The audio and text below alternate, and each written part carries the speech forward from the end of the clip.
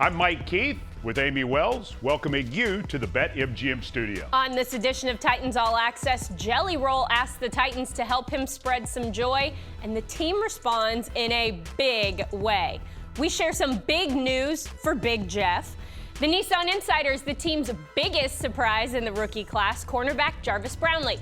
Titans wide receiver Calvin Ridley shares some special insights in surface level. And each week we share an exclusive visit with the Titans head coach, Brian Callahan.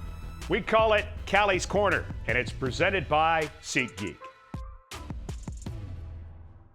Take it further with Will Levis. How do you evaluate him and consider him to have stacked another good performance when the game was just so out of hand so quickly? Kept fighting in there. That was one of the things. He kept finding ways to move the team, and we score a touchdown at the end of the half in the 2-minute drill.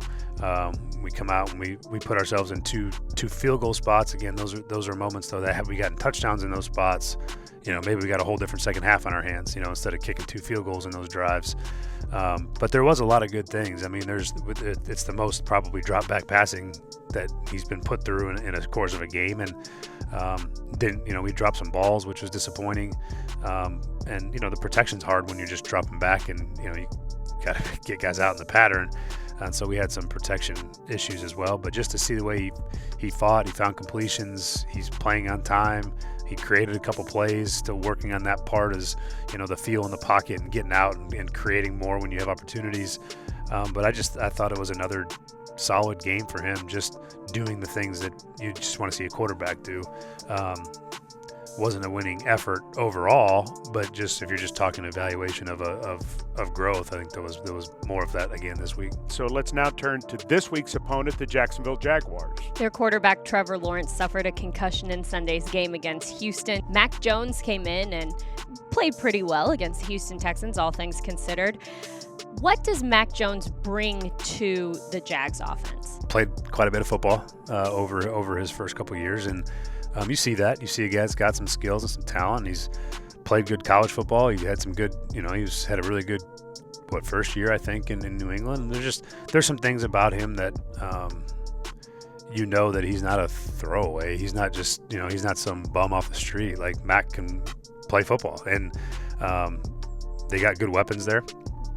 They got good talent in Jacksonville, and they haven't put theirs together for whatever reason, but their record's similar to ours, probably for a lot of the same reasons that ours is not great either. And so we're gonna have to fight like hell to be able to go try to get a win at home here against a divisional opponent. Ryan Nielsen is the defensive coordinator. He's just come over from Atlanta. How would you characterize the Jags' defensive style since we haven't seen them yet this year? They got an aggressive style in the secondary. They'll press. They like to play a lot of, you can call it man coverage, if you will. It's got a very loose term, but they do a lot of things where they're trying to challenge receivers, and they got good talent on defense. They played pretty good yesterday against Houston as well, and that collection of players, the rushers, and then the scheme is one that going into the year I felt like was going to be a really good pairing between him and that scheme and the players that they had there. And so I think they've had ups and downs just like everybody does during the year, but there's a lot of things about the aggressiveness of the scheme, the coverage aggressiveness that is good, and it's hard to play against. We had a hard time playing against them in Atlanta, a couple years ago, even in the preseason, just the aggressiveness of the scheme. So I think it's a pretty good pairing, and again, they've had their ups and downs too, but they got talent. It's a good scheme. For more of our conversation with Brian Callahan, we invite you to enjoy the OTP. You can watch the OTP on the Titans YouTube channel or at TennesseeTitans.com.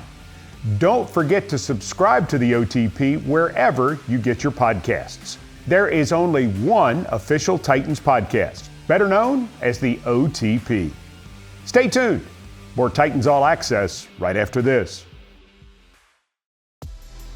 Superstar performer Jelly Roll tells the story that he spent his 14th, 15th, and 16th birthdays in Davidson County's Juvenile Detention Center. Rather than run from that past, Jelly Roll runs towards it, knowing that his experience can make a difference for others. Jelly Roll has made numerous trips to the Juvenile Detention Center, which sits just a stone's throw away from Nissan Stadium. Last week, he made a Thanksgiving trip back there, joined by some of the biggest name Titans players, along with head coach Brian Callahan, general manager Rand Carthon, and team president Burke Nihill in tow. We share this experience as Jelly Roll takes us beneath the surface.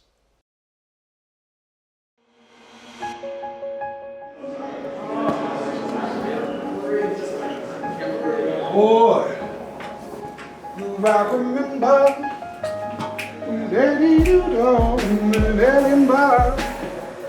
58 stop tour coming to an end. Yes, right tonight. here in your hometown of Beautiful. Nashville. But before the show, you come to the Juvenile Detention Center. It's something you've done at different facilities throughout your tour. Why is it important for you to do this, and why are you here today? You know what's crazy is me going to different facilities started here. This place was so impactful on me whenever I was a juvenile. I spent some time in here, and it was the most impressionable years of my life, some of the darkest moments of my life. And then it's crazy because the next one over, you see the corner of the Jumbotron too. It's crazy. And the corner sales was the only sales in the building still that didn't have bunk beds. You show up and every superstar on the team is here, and the coach is here, and the general manager's here, and y'all's whole media team's here just loving on the kids. It's just, man, I joke, man, I come here all the time. These kids, I'm old news to these kids. They wasn't really a Jelly Roll fan anyway. They're just a fan of who I am as a human. These kids watch these guys every Sunday. I watch these kids turn into kids today. And normally they're inmates. Normally they're convicts. And I watched them let their guard down and get nerdy today. It was cool. Yeah, this I'm not a big media guy.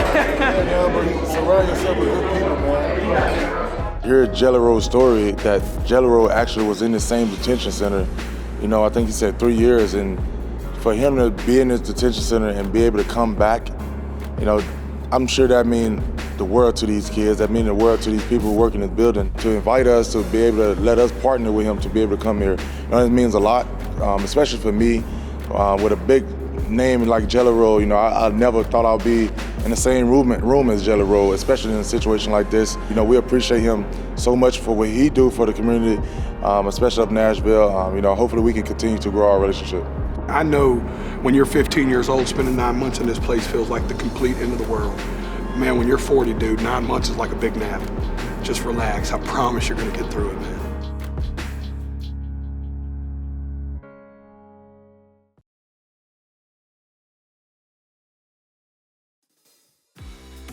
It's time for the Hughes and Coleman decision of the week. The Titans' decision to sign Darryl Worley from the practice squad and insert him into the starting lineup provided immediate dividends last Sunday. Worley recorded a team-high 17 tackles, the most tackles recorded in a game by a Titans player in 12 years. Worley's veteran presence and aggressive style fit in well with the Tennessee secondary, especially as injuries have mounted throughout the season. The decision of the week is presented by Hughes and Coleman, official injury lawyers of the Tennessee Titans.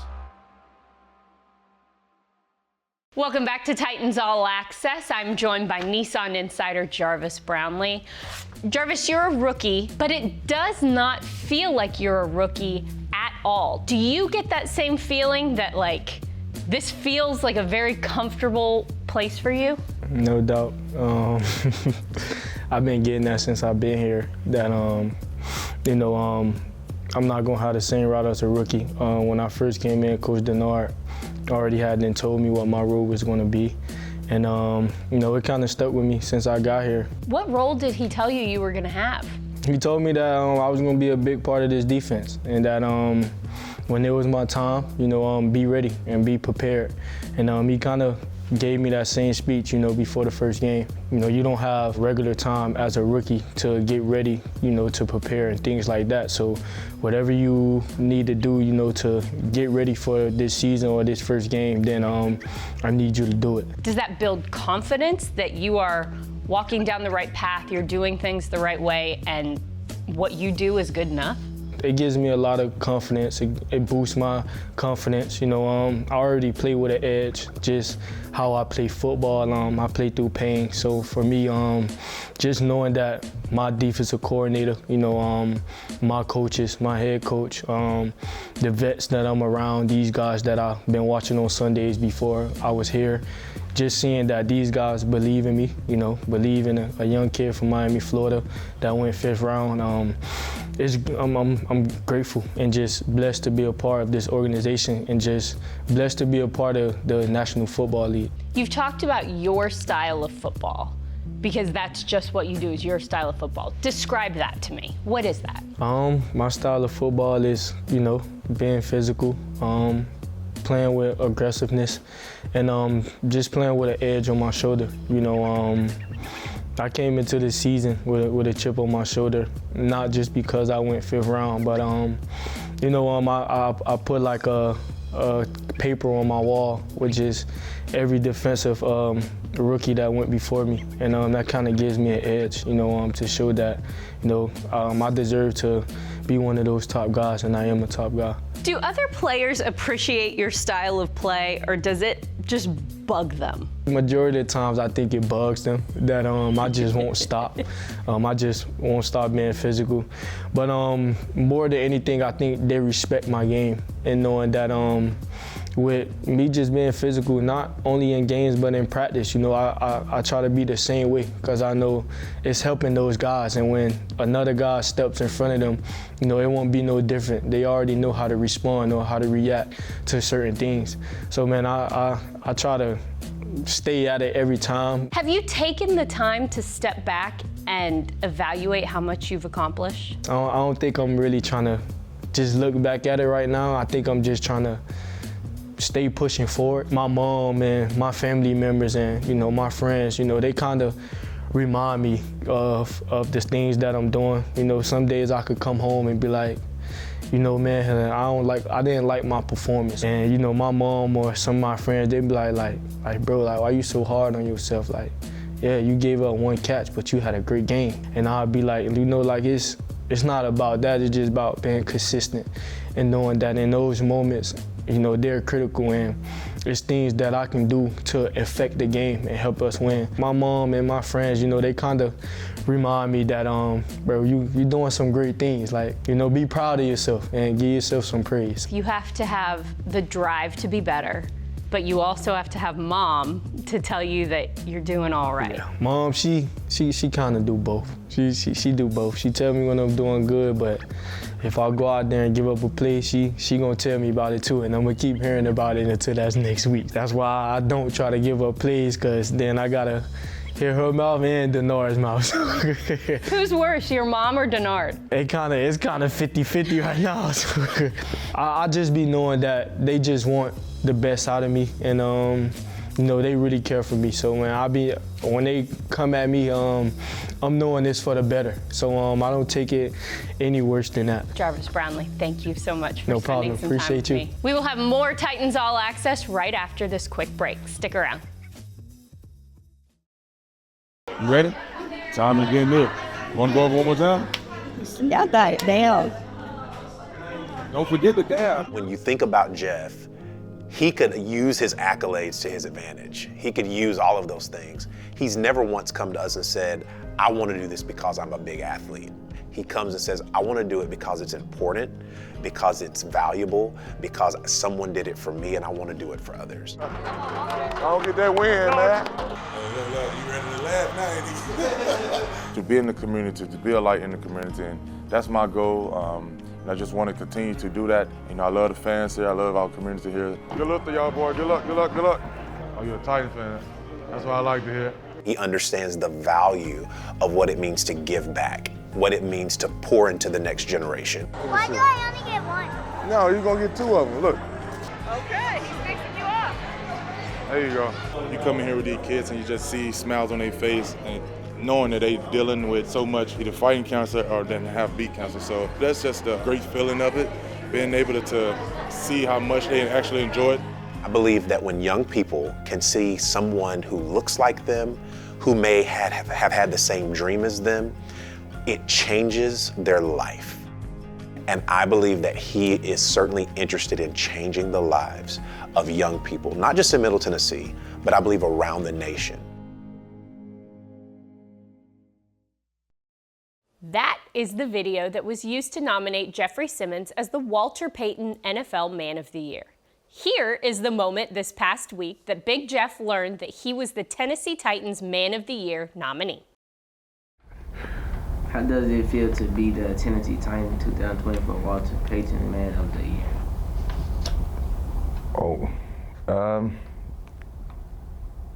2024. That was last year, right? That's this year. Whoa. Why y'all do that? I just got chills. Congrats, by the way. Congrats. Why y'all do that? Oh, that's a setup. That's a good one. It means a lot to me. I know it means a lot to my family to be able to keep inspiring our youth and keep inspiring our community. So 2 years in a row, it means a lot to me. And you know, I hope I could keep impacting young kids like you and keep impacting my community. So y'all, I try not to tear up. That was a surprise. That was the best one we did. That was the best one. I didn't expect that coming in here today.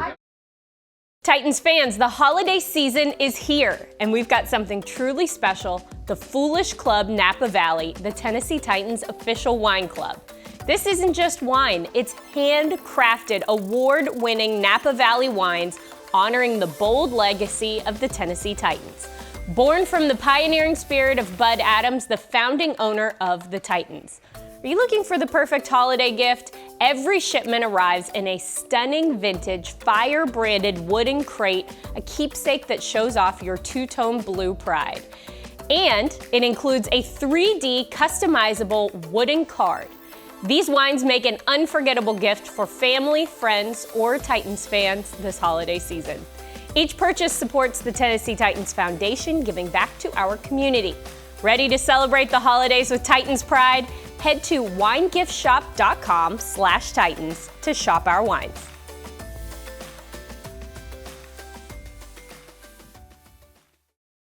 This just shows my funny side of me. Like, look how funny I am. I'm hilarious. Look at me.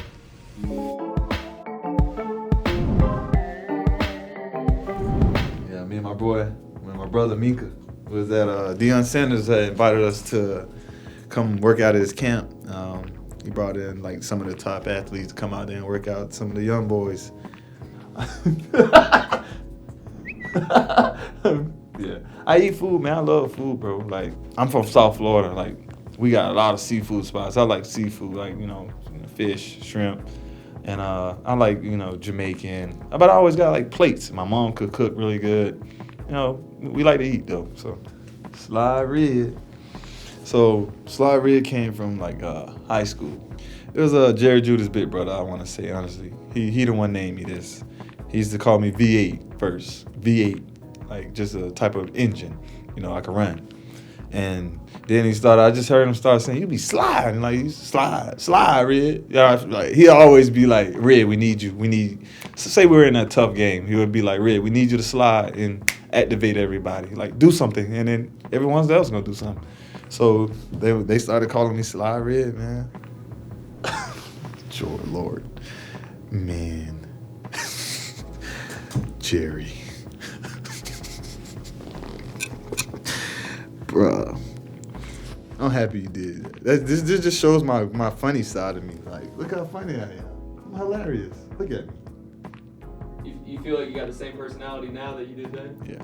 I just don't post it. Because you know how people are. You know, once I realized, they don't, you know, everyone has something to say about if you do something. But now that I'm older, I don't care anymore. So I'm getting back to, you know, doing whatever I want to do. That was funny, bro. I ain't gonna lie. You got this on there. That's hilarious. The 40th annual Tennessee Titans Mr. Football Awards will be presented to the top high school football players in Tennessee this Tuesday at Nissan Stadium. The luncheon starts at noon Central, 1 p.m. Eastern, and a live video stream of the awards will be provided on TennesseeTitans.com and on the Titans app. Once again, the 40th annual Tennessee Titans Mr. Football Awards start at noon Central this Tuesday. Mike, 2 weeks ago, we wrapped up Titans All Access with your keys to winning at Houston. We did. And the Titans won. They did. We did not do them last week. We did not. And you know what happened. Oh, so this is on me. So, okay. Keys to the game for the win. For the win. For the win. Yes. Key number 1, get the rushing attack going.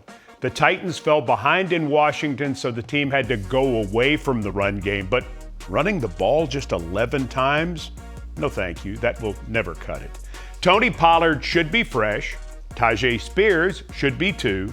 The Titans have a good running game, and it's time to show it off against Jacksonville. Key number 2 ties directly into key number 1. If the Titans can run the football, it puts the action back in play action. This offense can take advantage of play action, especially with Will Levis's ability to throw the deep ball and Calvin Ridley's ability to get deep. Oh, and by the way, you know Calvin Ridley would like to have a big game against his former team. Play action can be a true added bonus for the Titans offense on Sunday. And key number 3, do not let Jacksonville run the football. Seriously, what happened in Washington? Well, let's not even discuss that. The Titans defense was great against the run in Houston, so let's get back to that. Don't let Tank Bigsby and Travis Etienne get started. Make Jacksonville one-dimensional and stop their run game. Keys. That's the winning edge. I hope you're right. I think so. I hope that does it. Titans radio airtime this Sunday from Nissan Stadium, 11 Central, kickoff set for 12:02 Central. Titans Jaguars this Sunday on Titans Radio. For Amy Wells, I'm Mike Keith. Thanks for joining us, and we'll see you next time.